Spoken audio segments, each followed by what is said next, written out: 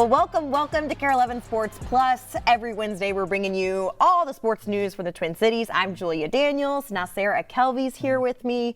Do we have to say it again that you're in for Reggie Wilson? I'm in for the one and only Reggie Wilson.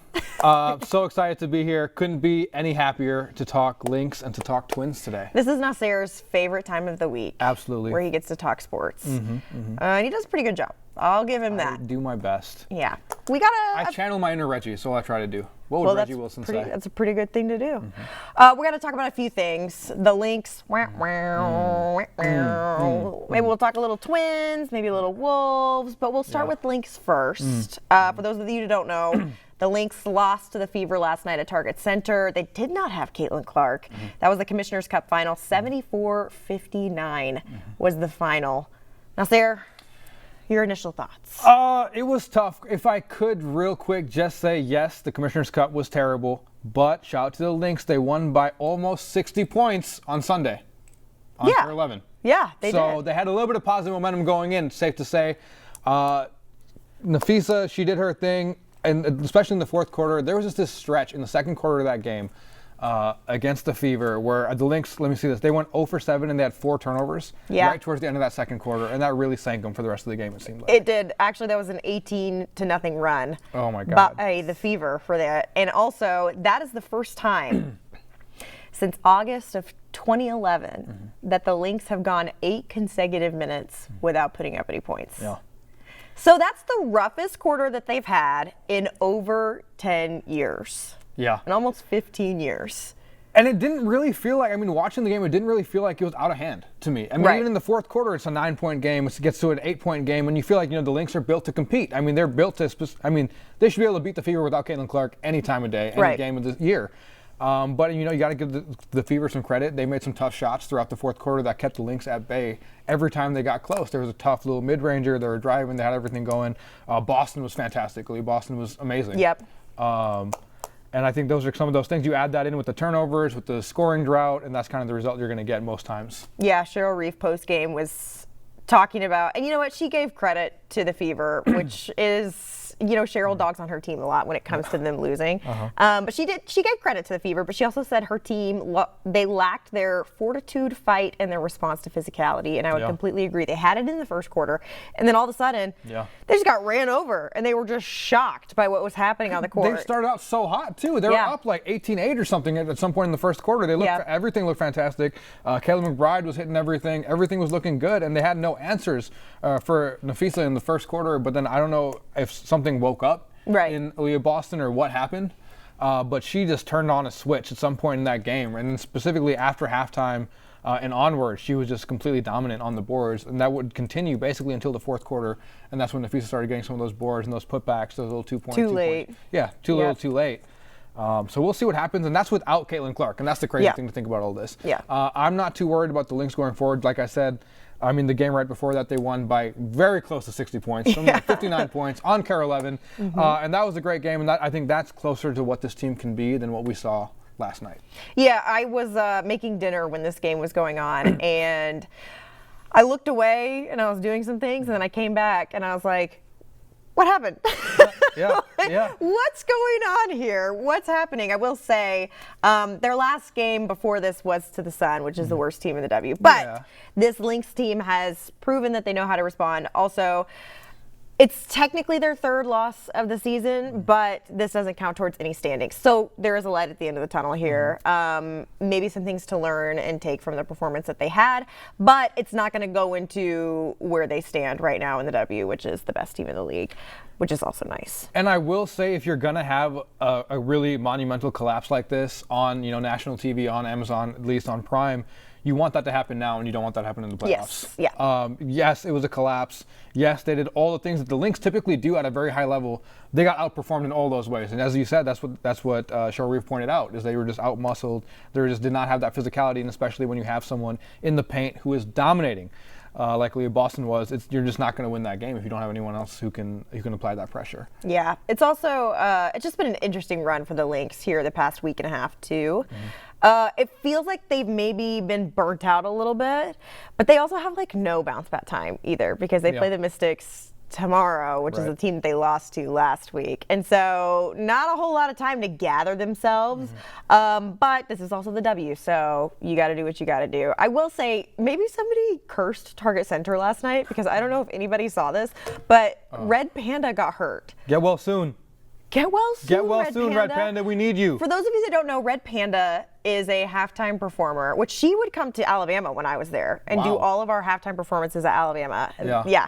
And she's on this super tall, like what, 20-foot unicycle? Yeah. And she has bowls that she flips from her foot while she's like pedaling with the unicycle up to her head and catches them on her head and her hands. It's crazy stuff. She fell last night. And she had to get checked out by the EMTs that were out there. And prayers up for Red Panda. Hurts my heart. She's an icon in the basketball community because she does so many halftime performances. She's everywhere all the time. She's so Julia. I had to put that in there. Target Center loves her. Target Center absolutely everybody loves her. Yeah. I will say tomorrow's game does have, and here's how the national media views the Lynx in terms of the bounce back. They are 11.5-point favorites tomorrow versus the Mystics. Wow. So you just lost to the Mystics, you said too, yes, right? Yeah. They're going to get their get back, I feel like, tomorrow night. So, you always feel bad for, especially when it comes to a team like this, that's just loaded with talent. And then you have your coaches of Cheryl Reeve at the top, Rebecca Brunson, Lindsay Whalen, Eric Diebold, D, all of the above, and you see them headed into a matchup versus a team. And that's the thing, too. The Mystics game was also a little bit of an inexcusable loss as well. They couldn't get their offense going. And the Mystics are 8-9. And the Lynx are 14-2. So I would be shocked if they lost to the Mystics tomorrow night after having lost to them last week. They know the game plan now. They know how that team plays, and I got full faith in the Lynx. Moving forward, not too tough of a schedule until next Wednesday. So they have the Mystics, who are 8-9, then they have the Valkyries, who are 9-7, which the Valkyries have been a little bit of a sleeper this season, I will say. Good for them. Brand new team to the W. Then they have the Sky 5, who are 5-11. That game is on Care 11, by the way. Be sure to check it out. Tune in. And then they're playing the Mercury, and the Mercury are 12-5. So that'll be their real test. But it's always a test when it comes to the W. But we're not done talking about sports, blah, blah, blah, this, that, and the other. We've got to talk about baseball. We got to talk about the Wolves because the Wolves have said goodbye to some guys. So make sure you stick with us.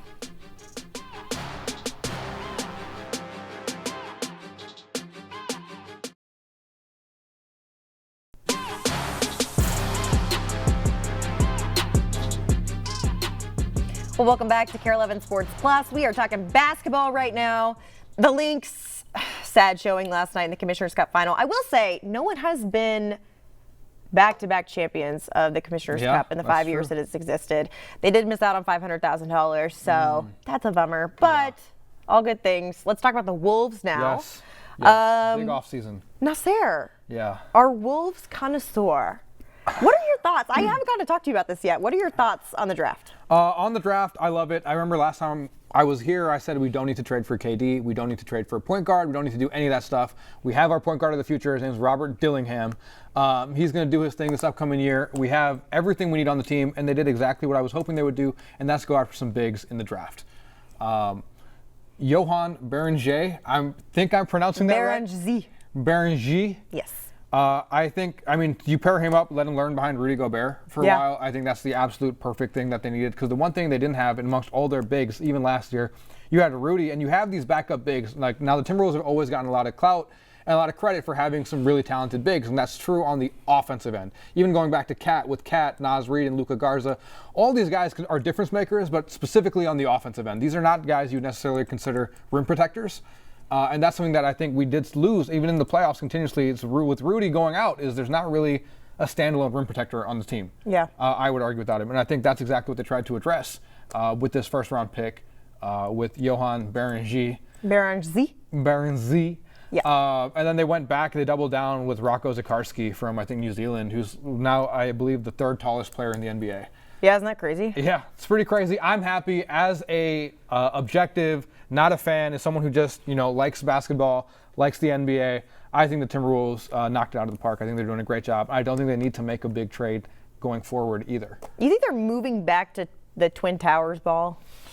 I think it's going to come down to how quickly Berenji develops. Yeah, because let's not forget, guys, he is 18 years old. And I said this when we were talking about the draft picks last week. I said, hey, if you're a 18-year-old center from a different country, you might have a chance to be a Timberwolf in the very near future because that is what they went for. Fast forward 3 hours. Right. Rocco Zikarsky is also 18 years old. The thing that's interesting to me about Yohan is obviously this is somebody that they're trying to farm, right? Yeah. Because he's 18 years old. He started playing basketball 4 years ago. Yeah. And it sounds crazy, but that's when he was 14. So it's like, okay, that's when you get out of your community basketball court and you go actually play real ball. And that says something. You get drafted in the first round 4 years after you start playing a sport. Yeah. That's insane. So I think the potential is there. I'm interested to see how it pans out and how much. I know we talk about the comparisons between Rudy Gobert and him because they're both French centers. Yeah, they they're have both a big. similar. I think also, they're big guys. I think Yohan he's always looked up to Rudy, so he has kind of created his game off of what Rudy does. But I'll be interested to see how much they actually end up working together because who knows how long Rudy's going to be here. Right. And, Yohan is so young that he's not going to be near this roster, at least for the next year or so. You would think so, but then you got to kind of look at the other moves the Wolves have made. I mean, they re-signed both Naz Reid and Julius Randle. Right. And that was not something that I thought they would do. I thought they'd move on from one of those two guys. They didn't move on from either of them. And then now you bring in these draft picks. So where are they going to play? Is there going to be any minutes for them at all? I don't know. But I will say, just for Wolves fans, one of the main highlights, one of the perks of Yohan is that everyone, at least from the draft profile, is that he's a really good athlete and he has really good hands. Yeah. And I know Wolves fans, again, not me, but I know Timberwolves fans specifically have been upset with Rudy's hands. With Rudy's hands, Yep. specifically in the playoffs where people just aren't even guarding him. So maybe don't pick up on that, Yohan. Don't pick up right. on Rudy. Don't keep doing your thing, Yohan. Don't learn everything from Rudy. Yeah. There's some things you can definitely learn, some things you should definitely stay away from. Anything on the offensive side of the game, I would stay away from if I was you. Yeah. He's 6'11". Yeah. But his wingspan is 7'5", I believe. Yeah. He could be growing for all we know. He's only That's 18. the other thing, too, is, he's 6'11" as a center, but Right. he's 18 and he's going to continue to grow until he's at least 22 or 23, Yeah. potentially until he's 25. Maybe even beyond that. We don't know. Right. And so, that's what's crazy to me is people aren't taking that into consideration because let's be honest here, when he was drafted, everybody wrote him off. They were like, what are the Wolves doing? Yeah. Why would they do that? Yeah. But I think that maybe the Wolves see something in him that the national media isn't picking up on. It's our job, obviously, here in Minnesota to really dive into these draft picks and figure out what's going on. And so we've done that. But I'm interested, and I also just think it's funny that they picked 7'2" Rocco Zikarsky, just another 18-year-old. They're like, bring in the young guys. Yeah, Come on. Why not? Unfortunately, there were some departures as well. It wasn't all arrivals for the Right. Wolves this offseason. 3 big ones. To me, I'll put them in order for how much I was hurt, not as a Wolves fan, but as someone who just enjoys basketball. Yeah, of course. As I have said in the past, not a Wolves fan, objective third party here. Nickeil Alexander-Walker. Yep. So sad. He was initially considered just like an add-on to that Mike Conley package when he got rid of D'Angelo Russell a couple years ago. He became an absolute fan favorite for the Wolves. The pinnacle of what a 3-and-D player can be. He had big shots in the playoffs, big shots all year long. He will definitely be missed. By all accounts, a really nice guy, too. Yes. I mean, from the people who've talked to him, just a good dude. He deserved to get paid. I mean, he played that way. I mean, if you play at a high level like that, and the Wolves are at a place right now where they can't pay everyone. And they have Jalen Clark coming up. They got some of these young guards that they want to give minutes to. Nonetheless, it is going to be sad and a sorry sight to see the Wolves without Nickeil Alexander-Walker after everything he's done for this franchise over the past couple years that he's been here. Yeah, I think for me, as someone that has covered Nickeil for a few years, he is one of my favorite players to cover because I think his basketball IQ is so much higher than a lot of people in the league. He understands the game, but he also has a way, which maybe potentially he'll be a great coach someday, too, once he gets done playing the game itself. The way that he's able to relay information about what he sees, and he does it so honestly. He doesn't give anybody the runaround. When I did a one-on-one with him when the Wolves really started to turn their season around, which I think was when Julius Randle came back from his injury, and the Wolves were like, wait a minute. He was so open and honest with me about like, yeah, it was actually really hard for most of the season so far. It has been really hard for us to figure out what works for us, how to click as a team. We didn't know what to do with this roster, and we worked through all of that, and we're doing so much better now. And it's just like the open and honest answers were something for me as a journalist that I just found I had such an appreciation for. And the media as a whole, we would talk about it when we'd be waiting for pressers and things like that about like, I hope we get Nickeil because he's going to give us something that's so insightful and something that maybe like we wouldn't get from anybody else. And so it was so nice covering him. But I also like, just as somebody that's, you start covering a team, you get to know these players better. Yeah. I have to say, objectively, very proud of the player that he's turned into as well, because he came in from this Utah team that was just rough, right? And they didn't do anything with him. And then he came in, he proved himself, and now he has a $62 million contract with the Hawks. Absolutely. So excited for him. Nickeil, we wish you the best. Real quick, I just want to give a shout out to 2 other Wolves who did not come back. They, I believe, both went to the Celtics in Luka, the best Luka in the NBA, Luka Garza, and Josh Minot, wishing you guys the best as well in Boston. Yeah. It'll be sad to see him go, but these are kind of moves that we expected. Once we saw Naz and Julius re-signed, it was like, okay, Naz gonna go. That's the end. But who not knows? Maybe he'll come back one day. We never know with the way. Yeah, he could. I mean, yeah, that's the NBA, right? But yeah, it's interesting. Also, just for anybody that knows, no, he has not officially inked anything yet, but that's how free agency works. Starts July 6th, I believe. That's right. I believe is when they can really start signing their contracts. But yeah, definitely sad to see him go. But when you have a team that's going to go to the Western Conference Finals twice, you're not going to keep everybody. Right. It's just impossible. And excited to see what he does with the Hawks. I know that they need him. And to see, what they do with him and how they utilize, because I have a lot of respect for the Wolves coaching staff too and what they've done. He deserves more minutes too. I mean, if we can be honest, he is the kind of player that deserved more minutes, and it's hard to get in a groove when you're just coming off the bench and 3-minute, 4-minute spurts like that. And hopefully the Hawks have that opportunity for him. Yep.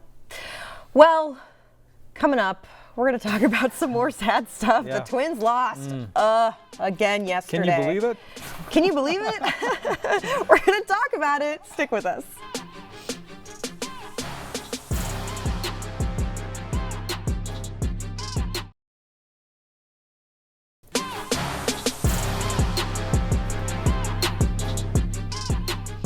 Well, welcome back to KARE 11 Sports Plus. I'm Julia Daniels, Nasser Akelvi. We've been talking hoops all afternoon. Now it's time to head to the Diamond. Let's go. In South Florida. You know what? The Twins, we gave the Twins we gave the Twins a break over the weekend because they were playing Detroit, who's arguably the best team in the MLB right now. They have the best ERA. We're like, okay, we get it.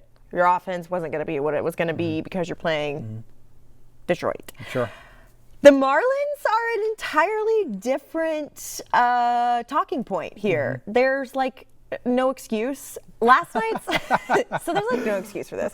Last night was actually kind of a fluke game winner that happened for the Marlins. Joe Ryan started, and a hit by pitch was called on Kyle Stowers, and Rocco was like, no, it wasn't. And so they reviewed it, they looked at it, and they were like, oh no, he actually didn't get hit by that pitch. And so he went back to the plate, and then he hit a homer 2 pitches later. And that was the game winner. It was 2-0. Ended up being 2-0, but that was the first run of the game. So that was rough. Joe Ryan pitched 7 innings, which is so good to see out of him, but unfortunately, they couldn't get it done. They couldn't get any offense going. It's been a rough go for this offense. It feels like a broken record talking about the Twins. They go through these slumps, but they're not like really long or really, and then it's like, what is happening here? Even when, I think it was last week, somebody asked Rocco about how they were hitting so well in this game, and they were like, is it contagious? And he was like, well, I can't tell you that because I don't really know. There's no science behind when one guy gets a hit, everyone else does. But here's what I can tell you. Since Saturday, the Twins have had 2 runs, 8 hits, and 6 of those hits were singles, and that's it. God. Since Saturday. The Twins are, full transparency, when you guys see the stream, the Twins are playing at the moment.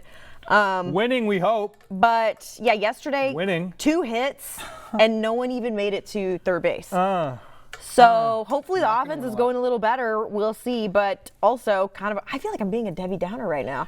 The 10,000th loss in franchise history. I have good news. And by good news, I mean actually more bad news. Okay. So here's why I was so disappointed by this game and this loss, because I was ready to say everything that happened in June, it was June gloom. It was a tough month. We had pitching that went from some of the best pitching in the league to some of the worst pitching in the league. Yeah. We had obviously Pablo Lopez getting hurt is going to do that. Joe Ryan was 3-1 over the course of June. Yep. But golly, they could just not hit the ball with the bat. I know I'm not a baseball commentator, but man, oh man. Even though you had Buxton and Brooks Lee, who actually had a pretty solid month overall, yes. those two. Yeah. Carlos Correa is starting to catch up a little bit towards the end of the month. I was so optimistic that July is going to come around and they're just going to hit a switch and they're going to get going. Because that's what they tend to do. Right. And then you lose to the Marlins. Yeah. July 2nd. That's crazy. Yeah. That's too much, guys. What's going on? Well, and I will say also, like, Carlos Correa has got to get it together. Yeah. He has not been worth the money that they're paying him this season at all. Yeah. And it's just, like, Twins fans are frustrated by this. You know, they feel like he's just draining this team at this moment in time. And I mean, usually they're saying that about Byron Buxton. Usually there's like Buxton's hurt, he's getting paid all this money, and he's not playing, and he's not delivered. Getting hits. Buxton has been phenomenal this year. I mean, game in and game out, he's been so consistent. But just when he starts playing consistent is when C4, Carlos Correa himself, kind of gives up the bat, can't see the ball. Yeah. Even with Brooks Lee, the young guy, balling, it's just not enough. Now, I mean, you can say hopefully, you wait until August, you wait for Pablo Lopez to come back, and then maybe the Twins have something to look forward to. Right. The pitching and the batting by that point will be okay, but August could very well be way too late to do anything. Yes. It might already be too late to do anything, honestly, the way the season's going. So all you can do is hope for the best. I mean, hope Pablo Lopez is at least getting healthy as best he can, and hope C4's play catches up to the contract that he signed. Yeah, no, I would agree. Also, they're not going to get a break anytime soon because after this series with the Marlins, they stay down south. They play Tampa. Tampa's 48-39. Okay. Good luck, Twins. I don't know. Julie and Bell were in the studio with me because I anchored the 10 p.m. on Wednesdays and Thursdays, and the Twins had a great game last week when I was anchoring, and we're sitting there listening to Rocco Sotz and whenever sound is playing in the studio, our mics aren't on. And so Julie just kind of looks at me, and I looked, and I knew what she was going to say, and I just said, no, they're confusing. I don't know. She's like, okay, so I'm not crazy. They're confusing to everybody. The Twins are confusing. Stay tuned. They might win their next 13 games in a row. We cannot say for sure that they're not going to win their next 13 games in a row. It feels like stupid discussing them because you can talk about whatever they've done that's great or bad, but you just can't make any predictions when it comes to the Twins. They're not dominating in any kind of sense. But anyways, sorry guys, that's all the time we have. Thanks for watching. Thanks for watching. Make sure you join us next week for another edition of KARE 11 Sports Plus.